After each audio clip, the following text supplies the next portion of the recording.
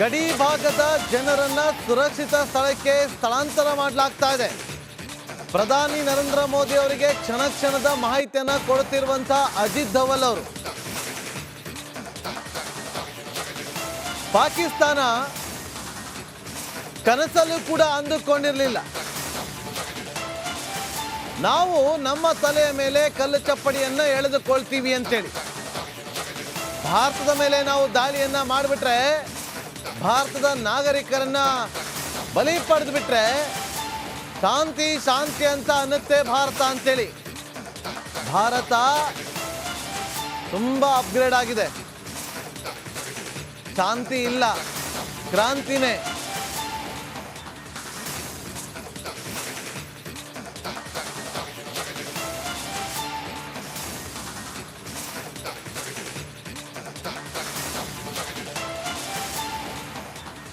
ನಿರಂತರವಾಗಿ ಜಮ್ಮುನಲ್ಲಿ ಈಗ ಸೈರನ್ ಮೊಳಗ್ತಾ ಇದೆ, ಶ್ರೀನಗರದಲ್ಲೂ ಕೂಡ ಸೈರನ್ ಮೊಳಗ್ತಾ ಇದೆ ಅನ್ನೋ ಈ ಕ್ಷಣದ ಮಾಹಿತಿ ನಮಗೆ ಲಭ್ಯವಾಗ್ತಾ ಇದೆ.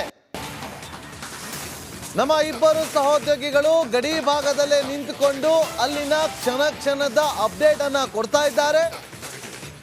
ಕಂಪ್ಲೀಟ್ ಆಗಿ ಬ್ಲಾಕ್ಔಟ್ ಅನ್ನ ಮಾಡಲಾಗಿದೆ. ಕತ್ತಲು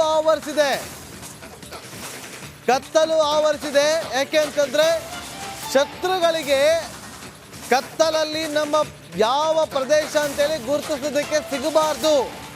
ಯಾಕೆಂದ್ರೆ ಈಗ ಉಗ್ರರ ಟಾರ್ಗೆಟ್ ಆಗಿರುವಂಥದ್ದು, ಪಾಕಿಸ್ತಾನಿಗಳ ಟಾರ್ಗೆಟ್ ಆಗಿರೋದು ನಾಗರಿಕ ವಲಯಗಳು, ಸಿವಿಲಿಯನ್ಗಳಿರುವಂಥ ಏರಿಯಾಗಳನ್ನೇ ಟಾರ್ಗೆಟ್ ಮಾಡಿಕೊಂಡಿದೆ. ಹಾಗಾಗಿ ಸಿವಿಲಿಯನ್ ಏರಿಯಾದಲ್ಲಿ ಲೈಟ್ಗಳು ಈ ಸಂದರ್ಭದಲ್ಲಿ ಉರಿತಾ ಇದ್ರೆ ಸುಲಭವಾಗಿ ಟಾರ್ಗೆಟ್ ಮಾಡಬಹುದು ಅನ್ನೋ ಕಾರಣಕ್ಕೋಸ್ಕರ ಬ್ಲಾಕ್ಔಟ್ ಅನ್ನು ಮಾಡಲಾಗುತ್ತೆ. ವೀಕ್ಷಕರೇ, ನಿಮಗೆ 8:30 ನಿರಂತರವಾಗಿ ಲೈವ್ ಅಪ್ಡೇಟ್ ಅನ್ನು ಕೊಡ್ತಾ ಇದ್ದೀವಿ. ಎಲ್ಲೆಲ್ಲಿ ದಾಳಿ ಆಗಿದೆ, ಪಾಕಿಸ್ತಾನದವರು ಎಲ್ಲೆಲ್ಲಿ ದಾಳಿ ಮಾಡೋದಕ್ಕೆ ಪ್ರಯತ್ನವನ್ನ ಪಟ್ಟಿದ್ದಾರೆ ಅನ್ನೋದನ್ನ ನಿಮಗೆ ಮ್ಯಾಪ್ ಸಮೇತ ತೋರಿಸ್ತಾ ಇದೀವಿ ನೋಡಿ. ಅಲ್ಲಿ ಭಾರತ 3 ಪಡೆಗಳು ನುಗ್ತಾ ಇದೆ ಅಂತಂದ್ರೆ ಅರ್ಥ ಮಾಡ್ಕೊಳ್ಳಿ, ಪಹಲ್ಗಾಮ್ನಲ್ಲಿ ಮಾಡಿದಂತ ಅಟ್ಯಾಕ್ ಪಾಕಿಸ್ತಾನ ಇನ್ಯಾವತ್ತೂ ಕೂಡ ಭಾರತ ತಂಟೆಗೆ ಬರೋದಿಲ್ಲ ಅಂತ ಆ ರೀತಿಯಾಗಿ ಮುಟ್ಟಿ ನೋಡಿಕೊಳ್ಳುವಂತೆ ಮಾಡ್ತಾ ಇದೆ ಭಾರತ. ನಮ್ಮ ಹೆಮ್ಮೆಯ ಸೈನಿಕರು, ಕೆಚ್ಚೆದೆಯ ಸೈನಿಕರು ಪಾಕಿಸ್ತಾನದಿಂದ ಯಾವುದೇ ಮಿಸೈಲ್, ಯಾವುದೇ ಡ್ರೋನ್ ಹಾರಿ ಬಂದು ದಾಳಿ ಮಾಡುವ ಪ್ರಯತ್ನವನ್ನ ಪಟ್ರೆ ಅಲ್ಲೇ ಒಡಿಸ್ ಮಾಡ್ತಾರೆ. ಆಕಾಶದಲ್ಲೇ ಒಡಿಸ್ ಮಾಡುವಂತ ಕೆಲಸವನ್ನ ಮಾಡ್ತಾ ಇದ್ದಾರೆ. ಪಾಕಿಸ್ತಾನದ ಯಾವ ಯಾವ ಜಾಗದಲ್ಲಿ ಈಗ ಅಟ್ಯಾಕ್ ಆಗಿದೆ ವೀಕ್ಷಕರೇ ಚೆನ್ನಾಗಿ ತಿಳ್ಕೊಳ್ಳಿ. ಇದು ಆಪರೇಷನ್ ಸಿಂಧೂರ 2.0 ನೆಕ್ಸ್ಟ್ ವರ್ಷನ್ ಆಗಿದೆ, ಅಪ್ಡೇಟ್ ಆಗಿದೆ.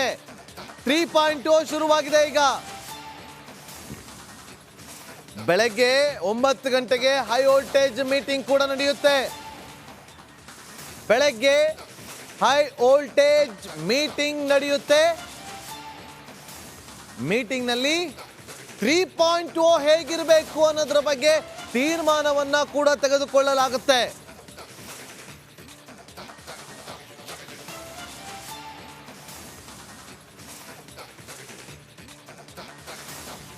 ಕರಾಚಿ ಮೇಲೆ ದಾಳಿಯನ್ನ ಮಾಡಲಾಗಿದೆ, ಅಟಕಾ ಮೇಲೆ ದಾಳಿ ಮಾಡಲಾಗಿದೆ, ರಾವಲ್ಪಿಂಡಿ ಜೊತೆಗೆ ಲಾಹೋರ್ ಮೇಲೆ ದಾಳಿಯನ್ನ ಮಾಡಿ ನೋಡಿ ಯಾವ ಯಾವ ಭಾಗದಲ್ಲಿ ದಾಳಿ ಆಗಿದೆ ಅಂತೇಳಿ ನಿಮಗೆ ಮ್ಯಾಪ್ ಸಮೇತ ನಿಮಗೆ ಎಕ್ಸ್ಪ್ಲೈನ್ ಮಾಡುವಂತ ಪ್ರಯತ್ನವನ್ನ ಮಾಡ್ತಾ ಇದ್ದೀವಿ.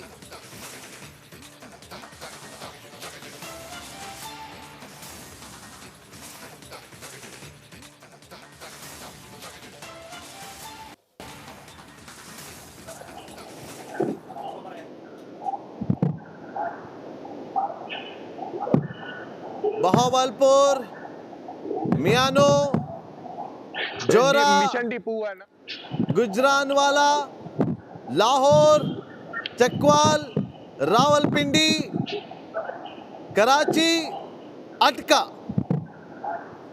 ಈ ಪ್ರದೇಶಗಳ ಮೇಲೆ ಭಾರತದಿಂದ ದಾಳಿಯಾಗಿದೆ. ಮಿಷನ್ ಡಿಪೋ ಮತ್ತಷ್ಟು ಮಾಹಿತಿಯನ್ನ ಕೊಡೋದಕ್ಕೆ ನನ್ನ ಸಹೋದ್ಯೋಗಿ ರಂಜಿತ್ ಶಿರಿಯಾರ್ ಈ ಕ್ಷಣದ ಅಪ್ಡೇಟ್ ಅನ್ನ ಕೊಡೋದಕ್ಕೆ ನಮ್ಮೊಂದಿಗೆ ನೇರ ಸಂಪರ್ಕದಲ್ಲಿ ಜಾಯ್ನ್ ಆಗಿದ್ದಾರೆ. ವೀಕ್ಷಕರೇ, ನಿಮಗೆ ಗೊತ್ತಿರಲಿ, ನನ್ನ ಸಹೋದ್ಯೋಗಿ ರಂಜಿತ್ ಇರುವಂತ ಜಾಗದಲ್ಲಿ ಬ್ಲಾಕ್ಔಟ್ ಅನ್ನ ಮಾಡಲಾಗಿದೆ. ಅಲ್ಲಿನ ಸ್ಥಳೀಯರು ಕೂಡ ರಿಕ್ವೆಸ್ಟ್ ಮಾಡ್ತಿದ್ದಾರೆ ರಂಜಿತ್ಗೆ, ಸರ್ ದಯವಿಟ್ಟು ನಿಮ್ಮ ಕ್ಯಾಮ್ರಾ ಲೈಟ್ ಅನ್ನ ಆನ್ ಮಾಡಬೇಡಿ ಅಂತೇಳಿ. ಆದ್ರೂ ಕೂಡ ಕೆಚ್ಚೆದೆಯ ವರದಿಗಾರಿಕೆಯನ್ನ ಮಾಡ್ತಾರೆ ನನ್ನ ಸಹೋದ್ಯೋಗಿ ರಂಜಿತ್ ಶಿರಿಯಾರ್. ವೀಕ್ಷಕರೇ, ನಮ್ಮ ವೀಕ್ಷಕರಿಗೆ ಗಡಿ ಭಾಗದಲ್ಲಿ ಏನೆಲ್ಲ ಬೆಳವಣಿಗೆಗಳಾಗ್ತಾ ಇದೆ, ಏನೆಲ್ಲ ಮೂಮೆಂಟ್ಗಳಾಗ್ತಾ ಇದೆ, ಯಾವ ರೀತಿಯಾಗಿ ದಾಳಿಯನ್ನು ಮಾಡುವ ಕೆಲಸಗಳಾಗ್ತಾ ಇದೆ ಅನ್ನೋದ್ರ ಬಗ್ಗೆ ಕ್ಷಣ ಕ್ಷಣದ ಅಪ್ಡೇಟ್ ಅನ್ನ ಕೊಡ್ತಿದ್ದಾರೆ. ಡೇರಿಂಗ್ ರಿಪೋರ್ಟಿಂಗ್ ಅನ್ನ ಮಾಡ್ತಿದ್ದಾರೆ. Daring reporting. Ranjit, hats off to you. ಈ ಕ್ಷಣಕ್ಕೂ ಕೂಡ ನೋಡಿ, ನಮಗೆ ಇಲ್ಲಿ ಕೂತು ಅಲ್ಲಿ ಏನಾಗ್ತಾ ಇದೆ ಅಂತೇಳಿ ಎಕ್ಸ್ಪ್ಲೈನ್ ಮಾಡ್ತಾ ಇದ್ದೀವಿ.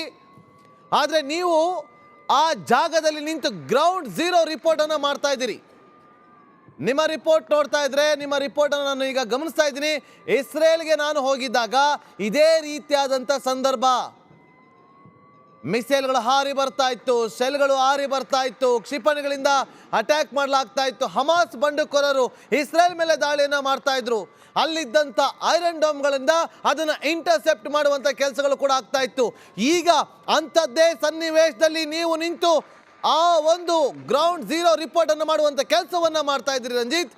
ಈ ಕ್ಷಣಕ್ಕೆ ಅಪ್ಡೇಟ್ ಏನು ಕೊಡ್ತೀರಿ? ಯಾವ ರೀತಿಯಾಗಿದೆ ಅಲ್ಲಿನ ಪರಿಸ್ಥಿತಿ ರಂಜಿತ್?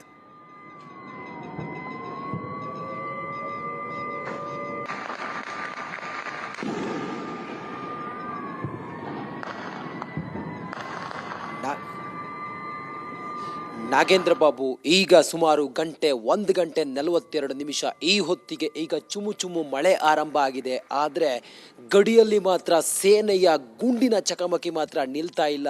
ನೋಡಿ, ಮೇಲ್ಗಡೆ ನಾವು ಕಣ್ಣು ಹಾಯಿಸಿದ್ರೆ ಪಟಾಕಿಯಂತಹ ಒಂದು ಪಟಾಕಿಯಂತ ಬೆಳಕು ಕಾಣಿಸ್ತಾ ಇದೆ. ಅದು ಭಾರತದ ಮಿಸೈಲ್ಗಳು ಪಾಕಿಸ್ತಾನದ ಕಡೆಗೆ ಹಾರ್ತಾ ಇರುವಂಥ ದೃಶ್ಯ ಕಾಣಿಸ್ತಾ ಇದೆ. ಸುತ್ತಲೂ ಕೂಡ ಈಗ ನಾನಿರುವಂಥ ಜಾಗ ಶ್ರೀನಗರದ ರಾಜ್ಬಾಗ್, ಇದು ಸಂಪೂರ್ಣವಾಗಿ ಈಗ ಕಗ್ಗತ್ತಲಿಂದ ಆವರಿಸಿಕೊಂಡಿದೆ. ಎಲ್ಲ ಲೈಟ್ಗಳು ಆಫ್ ಆಗಿದ್ದಾವೆ, ಕರೆಂಟ್ ಆಫ್ ಮಾಡಿದ್ದಾರೆ, ಆ ಮೂಲಕ ಬೀದಿ ದೀಪಗಳು ಆಫ್ ಆಗಿದೆ. ನಾಳೆಗೆ ಶಾಲಾ ಕಾಲೇಜುಗಳಿಗೆ ರಜೆ ಕೊಟ್ಟಿದ್ದಾರೆ. ಇದರ ನಡುವೆ ರಾತ್ರಿ ಆಗಲಿ ಹಗಲಾಗಲಿ ಭಾರತ ಅಖಂಡ ಭಾರತ ಆಗುವತ್ತ ಹೊರಟಿದೆ. ಇವತ್ತು ರಾತ್ರಿ ಕಳೆದ ನಾಳೆ ಬೆಳಿಗ್ಗೆ ಆದರೆ ಭಾರತ ಅಖಂಡ ಭಾರತವಾಗುತ್ತೆ. ಆ ಮೂಲಕ ಭಾರತದ ಈ ಒಂದು ಹೋರಾಟ, ಭಯೋತ್ಪಾದನೆಯ ವಿರುದ್ಧ ಹೋರಾಟ, ಈ ಹೋರಾಟದ ಈಗ ಅಂತಿಮ ಹಂತ.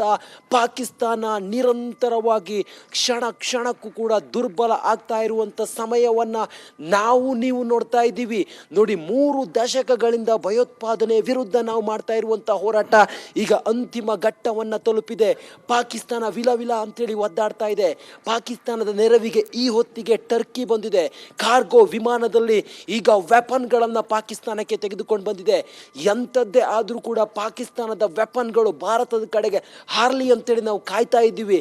ಯಾಕಂತ ಹೇಳಿದ್ರೆ ನಮ್ಮ ಹತ್ರ ಇರುವಂಥ ಈ ಸೂಪರ್ ಸಾನಿಕ್ ವೆಪನ್ಗಳು ಅವುಗಳನ್ನು ಕ್ಷಣ ಮಾತ್ರದಲ್ಲಿ, ಫ್ರ್ಯಾಕ್ಷನ್ ಆಫ್ ಮಿನಿಟ್ನಲ್ಲಿ ಎಲ್ಲವನ್ನ ಧ್ವಂಸ ಮಾಡಿಬಿಡುತ್ತೆ. ಸದ್ಯಕ್ಕೆ ಒಂದು ರಾತ್ರಿ ಇನ್ನೊಂದು 2-3 ಗಂಟೆ ಕಳೆದ್ರೆ ಬೆಳಗಾಗುತ್ತೆ. ಬೆಳಗಾಗೋದ್ರೊಳಗಡೆ ಪಾಕಿಸ್ತಾನದ ಉಗ್ರ ನೆಲೆಗಳು ಎಲ್ಲವೂ ಕೂಡ ಧ್ವಂಸ ಆಗುತ್ತೆ. ಮತ್ತೊಂದು ಆತಂಕಕಾರಿ ವಿಚಾರ ಅಂತ ಹೇಳಿದ್ರೆ ನಾಗೇಂದ್ರ ಬಾಬು, ಒಂದು ಕಡೆಯಲ್ಲಿ ಪಾಕಿಸ್ತಾನದ ಸೇನೆ ಅಟ್ಯಾಕ್ ಮಾಡ್ತಾ ಇದ್ರೆ, ಮತ್ತೊಂದು ಕಡೆಯಲ್ಲಿ ಪಾಕಿಸ್ತಾನದ ಉಗ್ರರು ಈಗ ಗಡಿಯಿಂದ ಒಳ ಹೋಗ್ತಾ ಇದ್ದಾರೆ. ಅಂಥವರನ್ನ ಭಾರತ ಅವರ ಹಣೆ ಗುಂಡಿಟ್ಟು ಅವರನ್ನ ಮಟ್ಯಾಶ್ ಮಾಡೋ ಕೆಲಸವನ್ನು ಕೂಡ ಮಾಡ್ತಾ ಇದೆ. ನಿರಂತರವಾಗಿ ಗಡಿಯಲ್ಲಿ ಒಂದು ರೀತಿಯಲ್ಲಿ ಕಟ್ಟೆಚ್ಚರ ಇದೆ. ಎಲ್ಲಿ ಏನಾಗುತ್ತೆ ಅನ್ನೋದ್ರ ಬಗ್ಗೆ ಒಂದು ಸಣ್ಣ ಸುಳಿವು ಕೂಡ ಗೊತ್ತಾಗ್ತಾ ಇಲ್ಲ. ಭಾರತೀಯ ಸೇನೆ ಏನು ಆಗೋದಕ್ಕೂ ಕೂಡ ಬಿಡ್ತಾ ಇಲ್ಲ. ಒಂದು ಸೊಳ್ಳೆಯೂ ಕೂಡ ಗಡಿ ದಾಟಿ ಬಂದರೂ ಕೂಡ ನಮ್ಮ ರಾಡಾರ್ ಸಿಸ್ಟಮ್ ಎಲ್ಲವನ್ನ ಧ್ವಂಸ ಮಾಡಿಬಿಡುತ್ತೆ. Thank you Smita Ranganath. ನೋಡಿ, ಒಂದು ಭಾರತದ ಜೊತೆಗೆ ನೇಪಾಳ ಈಗ ನಿಂತ್ಕೊಂಡಿದೆ. ಭಾರತದ ಜೊತೆಗೆ ಅಮೆರಿಕ ಹೇಳಿದೆ, ನೋಡಿ ಭಯೋತ್ಪಾದನೆಯನ್ನ ನೀವು ನಿಗ್ರಹಿಸಲೇಬೇಕು ಅನ್ನೋದು, ಭಾರತದ ಜೊತೆಗೆ ನಾವಿರ್ತೀವಿ ಅನ್ನೋದನ್ನ ಹೇಳಿದೆ. ಪಾಕಿಸ್ತಾನ ಮೂರ ಬಟ್ಟೆಯಾಗಿ ಹೋಗಿದೆ, ಬೀದಿ ಬಿಕಾರಿಯಾಗಿ ಹೋಗಿದೆ. ಏನು, ಪಾಕಿಸ್ತಾನದ ಶಹಬಾಜ್ ಶರೀಫ್ ಅವರ ಮನೆ ಪಕ್ಕದಲ್ಲೇ ಭಾರತದ ಮಿಸೈಲ್ ಹೋಗಿ ಬಿದ್ದಿರೋದು. ಶಹಬಾಜ್ ಶರೀಫ್ ಅವರು ಯಾವುದೋ ನಿಗೂಢ ಸ್ಥಳಕ್ಕೆ ಹೋಗಿದ್ದಾರೆ. ಮತ್ತೊಂದು ಕಡೆಯಲ್ಲಿ ಈ ರಾತ್ರಿ ಹೊತ್ತಿಗೆ ನಡು ರಾತ್ರಿಯಲ್ಲಿ ಇಮ್ರಾನ್ ಖಾನ್ ಅವರು, ಮಾಜಿ ಪ್ರಧಾನಿ ಇಮ್ರಾನ್ ಖಾನ್ ಅವರ ಬೆಂಬಲಿಗರು ಇಮ್ರಾನ್ ಖಾನ್ ಅವ್ರನ್ನ ಬಿಡುಗಡೆ ಮಾಡಬೇಕು ಅಂತೇಳಿ ಹೋರಾಟವನ್ನು ಮಾಡ್ತಾ ಇದ್ದಾರೆ. ಬಲೂಚಿಸ್ತಾನಗಳು ನಿಧಾನವಾಗಿ ಪಾಕಿಸ್ತಾನವನ್ನು ಆವರಿಸ್ಕೊಂಡು ಬರ್ತಾ ಇದ್ದಾರೆ. ಭಾರತದ ಸೇನೆ ವಿಕ್ರಾಂತ್ INS ವಿಕ್ರಾಂತ್ ಈಗ ಸನ್ನದ್ಧ ಸ್ಥಿತಿಯಲ್ಲಿ ನಿಂತ್ಕೊಂಡಿದೆ. ಯಾವುದೇ ಕ್ಷಣಕ್ಕೆ ಬೇಕಾದರೂ ಕರಾಚಿಯನ್ನು ಧ್ವಂಸ ಮಾಡಿ ಕರಾಚಿಯನ್ನು ಭಾರತ ವಶಪಡಿಸ್ಕೊಳ್ಬೋದು. ಯಾವುದೇ ಸಮಯಕ್ಕೆ POK ಪಾಕ್ ಆಕ್ಯುಪೈಡ್ ಕಾಶ್ಮೀರ ನಮ್ಮದಾಗುತ್ತೆ. ಇಷ್ಟು ವರ್ಷಗಳ ಹೋರಾಟ, ಭಾರತದ ನಿರಂತರವಾದಂಥ ಈ ಹೋರಾಟದಲ್ಲಿ ಪಾಕಿಸ್ತಾನದ ಭಯೋತ್ಪಾದನೆ, ಪಾಕಿಸ್ತಾನದ ಬೆನ್ನಿಗೆ ಚೂರು ಹಾಕುವಂಥ ನೀತಿ ಎಲ್ಲವನ್ನ ದಮನ ಮಾಡಿ ಭಾರತ ನಾಳೆ ಬೆಳಗ್ಗೆ ಹಾರಾಡುವಂಥ ತ್ರಿವರ್ಣ ಧ್ವಜ, ಅದು ಅಖಂಡ ಭಾರತದ ತ್ರಿವರ್ಣ ಧ್ವಜ ಆಗಿರುತ್ತೆ ಅಂತೇಳಿ ದೇಶದ 144 ಕೋಟಿ ಜನ ಕಾಯ್ತಾ ಇದ್ದಾರೆ. ಆ ಮೂಲಕ ಬಂದೋಬಸ್ತ್ ಅದರ ಜೊತೆಗೆ ಸನ್ನದ್ಧ ಸ್ಥಿತಿಯನ್ನು ನೋಡ್ತಾ ಇದ್ರೆ ಬಹುಶಃ ಭಾರತ ಇಲ್ಲಿವರೆಗೂ ಕೂಡ ಇಂಥದ್ದೊಂದು ಹೋರಾಟವನ್ನು ಮಾಡೇ ಇರಲಿಲ್ಲ. 1971 ಬಾಂಗ್ಲಾ ವಿಮೋಚನಾ ಯುದ್ಧದ ನಂತರ ಭಾರತ ಇಷ್ಟು ಸೀರಿಯಸ್ ಆಗಿ ನೌಕಾಪಡೆ, ವಾಯುಪಡೆ ಹಾಗೆ ಭೂಪಡೆ ಇವೆಲ್ಲವೂ ಕೂಡ ಸನ್ನದ್ಧವಾಗಿರೋದು. ಮತ್ತೊಂದು ಕಡೆಯಲ್ಲಿ ದೇಶದ ಪ್ರಧಾನಿ ನರೇಂದ್ರ ಮೋದಿ ಅವರು ಕ್ಷಣದ ಮಾಹಿತಿಯನ್ನು ಅಜಿತ್ ದೋವೆಲ್ ಅವರಿಂದ ಪಡ್ಕೊಳ್ತಾ ಇದ್ದಾರೆ. ದೇಶದ ಭದ್ರತೆ ವಿಚಾರ ಬಂದಾಗ ದೇಶವಾಸಿಗಳು ಹಾಗೆ ರಾಜಕೀಯವಾಗಿ ಪಕ್ಷಗಳು ಹೇಗೆಲ್ಲ ಇರಬೇಕು ಅನ್ನೋದನ್ನು ಈ ಒಂದು ಆಪರೇಷನ್ ಸಿಂಧೂರದಲ್ಲಿ ನಮ್ಮ ರಾಜಕೀಯ ಪ್ರತಿನಿಧಿಗಳು ತೋರಿಸ್ಕೊಟ್ಟಿದ್ದಾರೆ. ನಾಳೆ ಬೆಳಿಗ್ಗೆ 9 ಗಂಟೆಗೆ ಹೈ ವೋಲ್ಟೇಜ್ ಮೀಟಿಂಗ್ ಇದೆ. ಈ ಮೀಟಿಂಗ್ನಲ್ಲಿ ಭಾರತದ ಈ ರಾತ್ರಿಯ ಆಪರೇಷನ್ ಹೆಂಗಿತ್ತು, ಭಾರತಕ್ಕೆ ಎಷ್ಟು ಮಿಸೈಲ್ ಬಂದುಬಿಟ್ಟು, ಭಾರತ ಪಾಕಿಸ್ತಾನದ ಯಾವ್ಯಾವ ನೆಲೆಗಳನ್ನು ಧ್ವಂಸ ಮಾಡಿದೆ, ಭಾರತದ ರಾಡಾರ್ ಸಿಸ್ಟಮ್ಗಳು ಹೇಗೆ ಪಾಕಿಸ್ತಾನದ ಮಿಸೈಲ್ಗಳನ್ನು ಚಿಂದಿ ಉಡಾಯಿಸಿದ್ದೇವೆ, ಪಾಕಿಸ್ತಾನದಲ್ಲಿ ಎಲ್ಲೆಲ್ಲಿ ಡ್ಯಾಮೇಜ್ ಆಗಿದೆ ಅನ್ನೋದ್ರ ಬಗ್ಗೆ ಸ್ಪಷ್ಟವಾದ ಚಿತ್ರಣ ಹೊರಬೀಳುತ್ತೆ. ಎಲ್ಲ ಕಡೆಗಳಲ್ಲೂ ಈಗ ಬಂದ್ ಮಾಡಿ, ರೋಡ್ಗಳನ್ನು ಬಂದ್ ಮಾಡಿ, ಎಲ್ಲವನ್ನು ಕೂಡ ಬಂದ್ ಮಾಡಿ ಹೈ ಅಲರ್ಟ್ ಮಾಡಿದ್ದಾರೆ. ಮಿಸೈಲ್ಗಳ ಜೊತೆಗೆ ಸೈರನ್ಗಳನ್ನು ಇಲ್ಲಿ ಮೊಳಗಿಸ್ತಾ ಇದ್ದಾರೆ. ನಾವಿರುವಂಥ ಸುತ್ತಮುತ್ತ ಈಗ ಸೈರನ್ಗಳ ಮೊರೆತ ಕೇಳಿಸ್ತಾ ಇದೆ. ಮತ್ತೊಂದು ಕಡೆಯಲ್ಲಿ ಗಡಿ ಭಾಗದಲ್ಲಿ ಇಂಥ ಯುದ್ಧ ನಡೀತಿರುವಂಥ ಸಮಯದಲ್ಲಿ ಜನರನ್ನ ರಾತ್ರೋರಾತ್ರಿ ಶಿಫ್ಟ್ ಮಾಡ್ತಾ ಇದ್ದಾರೆ. ಗಡಿಯಲ್ಲಿ 2 ಹಂತದ ಭದ್ರತೆ ಕಂಡು ಬರ್ತಾ ಇದೆ. ಮತ್ತೊಂದು ಕಡೆಯಲ್ಲಿ ಭಾರತದ ವಿದೇಶಾಂಗ ಸಚಿವರು ಜೈಶಂಕರ್ ಅವರು ಸದ್ಯಕ್ಕೀಗ ಬೇರೆ ರಾಷ್ಟ್ರಗಳ ಪ್ರತಿನಿಧಿಗಳ ಜೊತೆಗೆ ಮಾತಾಡಿ ಪಾಕಿಸ್ತಾನ ಏನು ಮಾಡ್ತಿದೆ ಅನ್ನೋದನ್ನು ಹೇಳ್ತಾ ಇದ್ದಾರೆ. ಚೀನಾ ಮಾತ್ರ ನಿಗೂಢವಾದ ನಡೆಯನ್ನು ಅನುಸರಿಸ್ತಾ ಇದೆ. ಚೀನಾ ಈ ಹೊತ್ತಿಗೆ ಏನು ಮಾಡ್ಬೋದು ಅನ್ನೋದು ಬಹಳ ಪ್ರಶ್ನಾರ್ಥಕ. ಇಂಥ ಸಮಯದಲ್ಲಿ ಚೀನಾ ಬೆನ್ನಿಗೆ ಚೂರಿ ಹಾಕೋದು ಯಾವಾಗಲೂ ಕೂಡ ಮಾಡುತ್ತೆ, ಈ ಬಾರಿಯೂ ಕೂಡ ಮಾಡುತ್ತೆ ಅನ್ನೋದಾದರೆ ಪಾಕಿಸ್ತಾನದ ಜೊತೆಗೆ ಪಾಕಿಸ್ತಾನಕ್ಕೆ ಏನು ಕೊಡುತ್ತೆ, ವೆಪನ್ನು, ಮತ್ತೊಂದು ಮಗದೊಂದು, ಇದೆಲ್ಲವೂ ಕೂಡ ಈಗಿರೋದು. ನಾಳೆ ಬೆಳಿಗ್ಗೆ ಅಂತೂ ಪಾಕಿಸ್ತಾನ ಹೇಳ ಹೆಸರಿಲ್ಲದಂತಾಗುತ್ತೆ. ನಾಳೆ ಹುಟ್ಟುವಂಥ ಸೂರ್ಯ ಅದು ಅಖಂಡ ಭಾರತವನ್ನು ನೋಡುವಂಥ ಸೂರ್ಯ ಆಗ್ತಾನೆ. ಅದಕ್ಕೆ ನಾನು, ನಾಗೇಂದ್ರ ಬಾಬು, ನೀವು, ನಾವೆಲ್ಲರೂ ಕೂಡ ಸಾಕ್ಷಿ ಆಗ್ತೀವಿ ಅನ್ನೋದು ನಮಗೊಂದು ಪ್ರೌಡ್ ಇದೆ. ಇಂಥ ಕಾಶ್ಮೀರ, ಇಂಥ ರಕ್ತ ಪಿಪಾಸುಗಳನ್ನು ಕಾಶ್ಮೀರ, ಆ ಮೂಲಕ ಈ ಒಂದು ರಕ್ತ ಪಿಪಾಸುಗಳ ಕುಕೃತ್ಯಕ್ಕೆ ಫುಲ್ ಸ್ಟಾಪ್ ಹಾಕುವಂಥ ಸಮಯ ಬಂದಿದೆ. ಪಾಕಿಸ್ತಾನ ತಾನೇ ಮಾಡಿಕೊಂಡಂತಹ ತಪ್ಪಿಗೆ ಈಗ ತನ್ನ ಅವನತಿಯತ್ತ ಸಾಗ್ತಾ ಇದೆ. ಪಾಕಿಸ್ತಾನದಲ್ಲಿ ಅಯೋಮಯ ಪರಿಸ್ಥಿತಿ ನಿರ್ಮಾಣ ಆಗಿದೆ. ಕ್ಷಣಕ್ಕೂ ಕೂಡ ಯುದ್ಧದ ಉನ್ಮಾದದಲ್ಲಿ ಭಾರತ ಮುನ್ನುಗ್ತಾ ಇದ್ರೆ ಪಾಕಿಸ್ತಾನ ಕ್ಷಣಕ್ಕೂ ಕೂಡ ದುರ್ಬಲ ಆಗ್ತಾ ಇದೆ. ರಿಪಬ್ಲಿಕ್ ಕನ್ನಡ ನೋಡಿ, ಸುಮಾರು 12 ಗಂಟೆಯಿಂದ ನಾವು ಅಲ್ಲಿನ ಸಂಪೂರ್ಣವಾದಂಥ ಪ್ರತಿ ಮಿನಿಟ್ ಟು ಮಿನಿಟ್ ಅಪ್ಡೇಟನ್ನು ಜನರ ಮುಂದೆ ಇಡ್ತಾ ಸಂಪೂರ್ಣ ಚಿತ್ರಣವನ್ನು ತೆರೆದಿಡ್ತಾ ಇದ್ದೀವಿ. ನಾಗೇಂದ್ರ ಬಾಬು, ರಂಜಿತ್, ಬಹಳ ಪ್ರಮುಖವಾಗಿ ನಾನೊಂದು ಕ್ವಶನ್ ಕೇಳಲೇಬೇಕು ರಂಜಿತ್. ಯಾಕಂದ್ರೆ